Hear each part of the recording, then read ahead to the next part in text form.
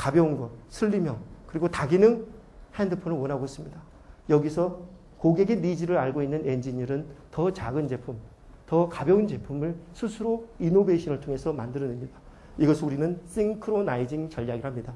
고객이 100마일의 속도로 생각을 하는데 기업이 50마일의 속도로 달려가면 절대 고객을 이길 수가 없습니다. 자, 선생님이 학생이 100마일의 속도로 움직이는데 선생님이 그 50마일의 속도로 따라가면 절대 학생의 니즈를 충족시킬 수가 없습니다.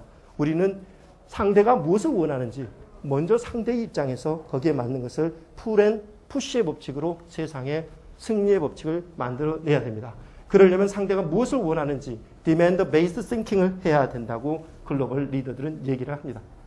자, 지난 300년간, 250년간 산업화 시대를 지배했던 여러분들의 사고 법칙은 뭐냐? 왼쪽의 뇌였습니다.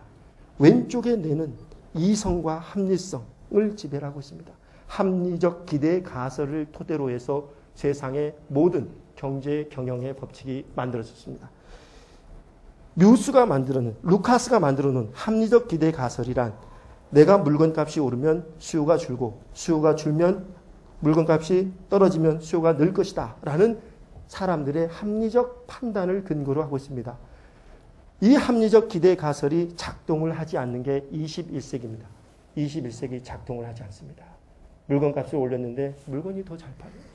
왜 그럴까? 사람들은 그 물건 가격에 의해서 세상을 물건을 보는 게 아니라 내 오른쪽 뇌가 나를 지배하고 있었던 겁니다. 디자인. 아, 멋있어. 그럼 비싸지만 그래, 오케이. 나의 머리를 지배하고 있는 감성이 나를 물건을 사도록 만들었습니다. 여러분들도 불과 20년 만에 완전히 다른 사람이 되어 있습니다. 대한민국에 컴퓨터가 처음 들어왔을 때 1990년대 중반입니다.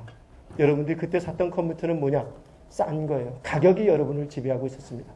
여러분들은 그때 산 컴퓨터가 뭐냐? 주연, 현주, 또 뭘 샀죠?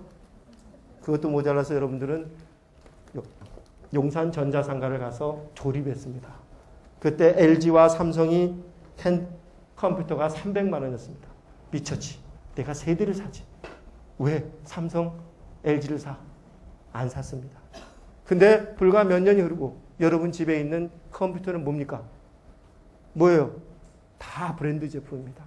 삼성, LG, 소니. 이 브랜드 세상입니다. 디자인, 브랜드, 스토리텔링 이것에 의해서 여러분들이 움직여지고 있습니다.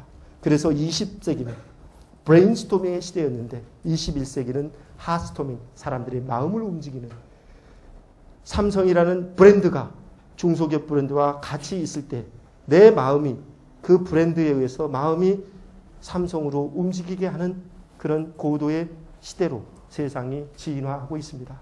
네 번째 중요한 키워드입니다. 네 번째 중요한 키워드는 돈을 버는 법칙 자체가 바뀌어가고 있다고 했습니다. 사람이 세상에 태어나서 돈을 버는 방법은 여러 가지가 있는 것 같지만 정리해보면 딱 두 가지밖에 없습니다. 근데 우리는 한 가지 방법에 집착해 있습니다. 그 한 가지 방법밖에 모르기 때문에 재벌, 부자로 살기가 힘든 것입니다. 자, 저를 따라잡십시오. 액티브 인컴. 액티브 인컴. 액티브 인컴. 자, 사람이 세상에서 태어나서 돈을 버는 첫 번째 법칙은 액티브 인컴입니다. 내가 일을 해서 돈을 버는 거예요. 내가 노동력을 파서. 산업화 시대에는 우리는 일을 해서 돈을 벌었어요. 내가 일을 하지 않으면 회사에서 나가 놀아라. 월급 안 줘. 그런데 이 액티브 인컴에 의존하면 내가 한 달 일하면 얼마를 벌지, 1년 일하면 얼마를 벌지, 소득 크기를 다 알아요. 그러니까 내가 작아져요. 내가 작아지죠. 왜냐? 그 소득의 크기 안에서 살아야 되니까. 그런데 21세기가 되니까 특별한 소득이 있더라 이거죠.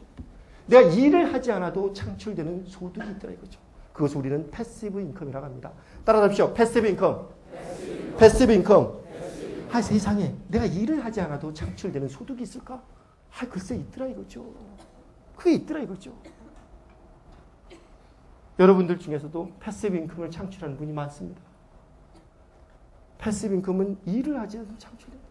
세상에 어떻게 그렇게 할까? 그러려면 이 컨셉을 캐머런 감독이 만든 아바타라는 영화를 보고 끝나지 마시고 나를 대신해서 일을 해줄 수 있는 아바타가 있어야 됩니다. 따라서 아바타. 아바타. 여러분을 위해서 일해주는 아바타는 누굽니까? 우리 집사람은 제가 아바타야. 우리 집사람을 위해서 내가 일을 해줘, 대신. 우리 집사람은 아바타를 키우고 있어. 자, 내가 돈이 있다. 내가 빌딩을 사놨다. 그런 빌딩이 나를 위해서 한 달이 지나면 임대소득을 갖다 줍니다. 나는 일을 안 해도 돼요. 누가 일해요? 빌딩이 나의 아바타야. 이건희 회장을 위해서 전 세계 30만 명이 일합니다. 놀랄만한 아바타 군단이 삼성그룹에 있습니다. 그것도 놀랄만한 부를 창출하는 아바타 군단입니다. 여러분들이 주식 투자를 했다. 여러분 놀아도 주식이 알아서 돈을 벌어줍니다. 제가 계산을 해보니까 삼성전자의 1997년 외환위기 때 삼성전자가 주가가 얼마였을 것 같아요? 네? 2만 원이었어요. 2만 원. 지금 올 봄에 150만 원까지 올랐죠. 19년 만에 70억 원 벌었어요. 여러분이 1억 원을 투자했다면. 누가 일을 하게 한 거예요? 여러분을 대신해서 돈이 일하게 해요. 머니 워킹 시스템을 만들어요.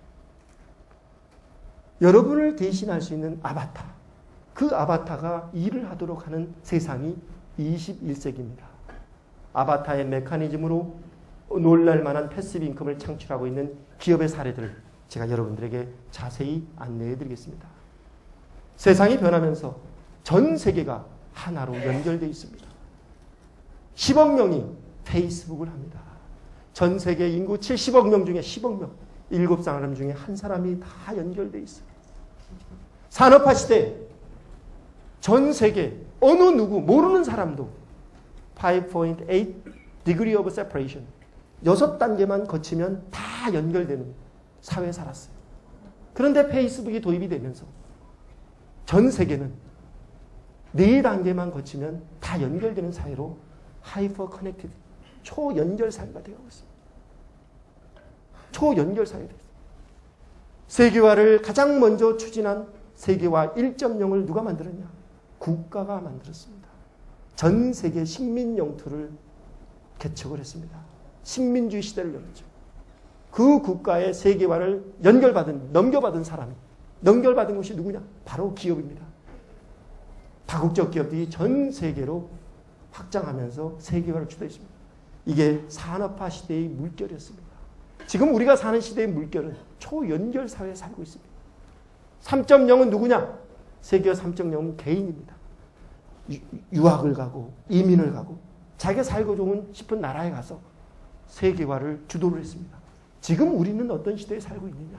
내가 안방에 가만히 앉아서 전 세계 누구와도 연락이 되고 전 세계 누구와 어떤 물건이라도 살 수 있는 그런 안방 쇼핑 유비쿼터스 시대에 살고 있습니다.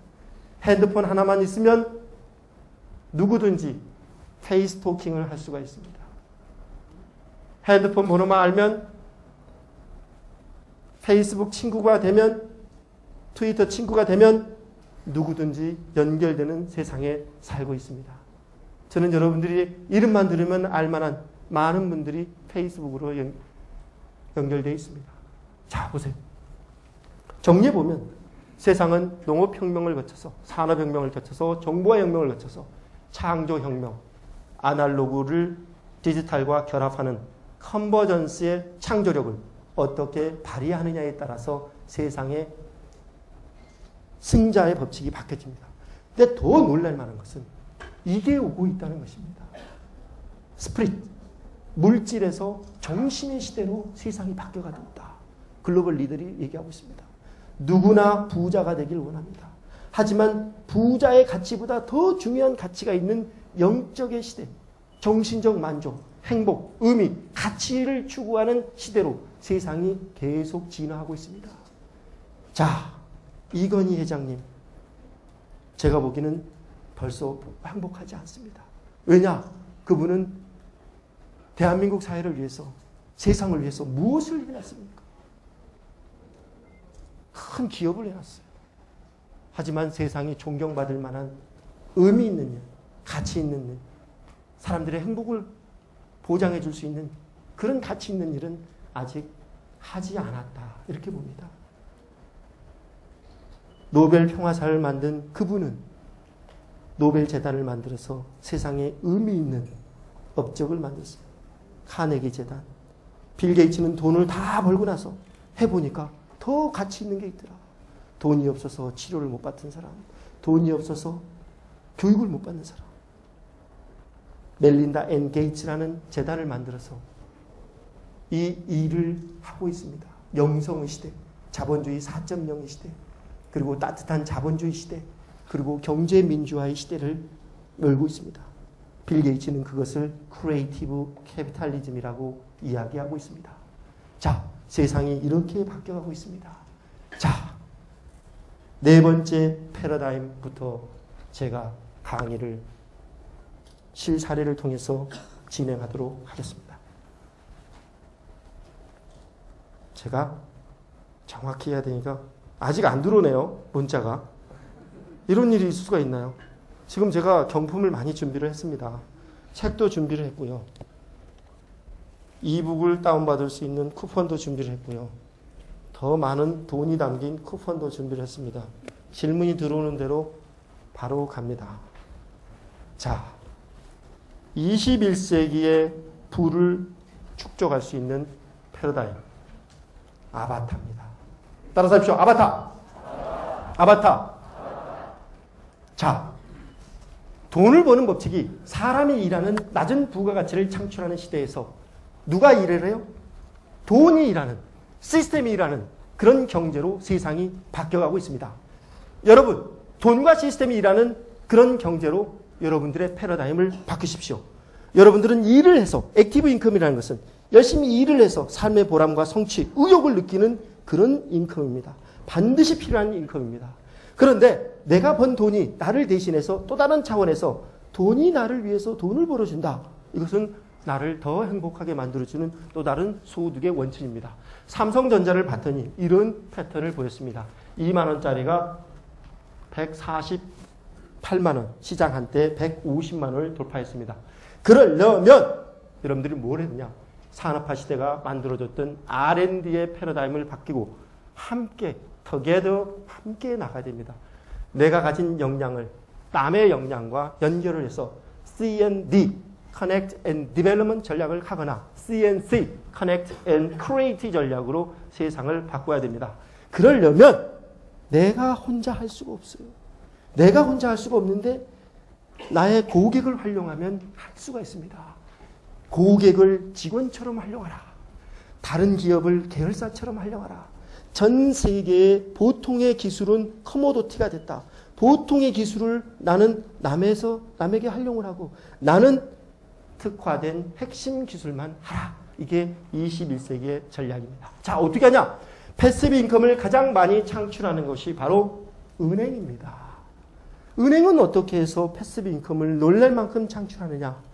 여러분이 인터넷 뱅킹, 홈뱅킹을 하기 위해서 은행을 방문합니다.